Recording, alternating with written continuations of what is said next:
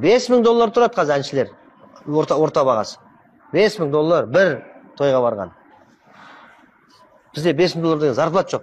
Қазақстанда мүмкін әкімдер алатын шығар. Мысалы, вот халықтан алады. Бірақ олар халықтың мүддесін қорғағысы келмейді.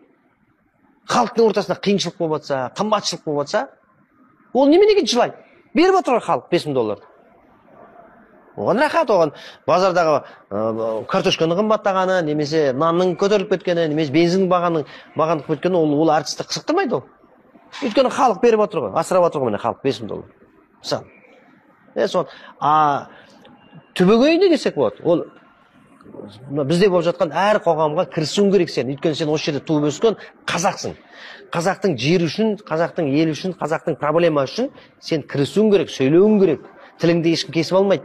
Бас кеспек болғанменен тіл кеспек деген жоқ. Неге тіл кеспек